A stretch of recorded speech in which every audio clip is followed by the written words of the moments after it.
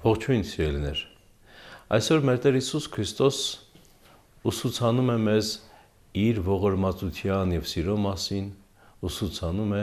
այդ ողորմածությանը ապավինելով աղոթելու մասին։ Շատ հետաքրքիր մի դրվագ ավետարանից։ Եվ մի շաբաթ օր Հիսուս մի ժողովարանում ուսուցանում էր, և ահա այնտեղ կար մի կին, որին չարդևը 18 տարի բռնած էր պահում, և կուչ էր եկած ու ամենևին վեր նայել չէր կարողանում։ Եվ Հիսուս նրան տեսնելով կանչեց իր մոտ և ասաց.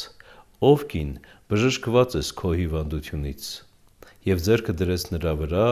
ու նույն ժամին հիվանդը ուղղվեց և Աստծուն փառք էր տալիս։ Այսօրվա ավետարանական դրվագը մեզ ուսուցանում է շատ կարևոր բան, որ մենք իմանանք, որ Աստված իր ողորմածությամբ լսում և կատարում է մեր խնդրանքները։ Տեսեք ինչ հետաքրքիր է, որ այս կինը չաղաչեց, չխնդրեց Տիրոջը, սակայն Տերը այդուհանդերձ իրեն ողորմեց, կանչեց և բժշկեց, չխորշեց իր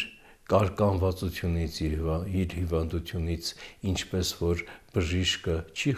խորշում և չի գարշում հիվանդի ախտանիշներից, այլ կարեկցաբար բժշկում է։ Որչափ առավել մեզ, եթե աղաչենք Տիրոջը, որպեսզի ազատի մեզ մեր հանցանքներից և բժշկի մեր հոգու ախտերն ու հիվանդությունները։ Ուստիև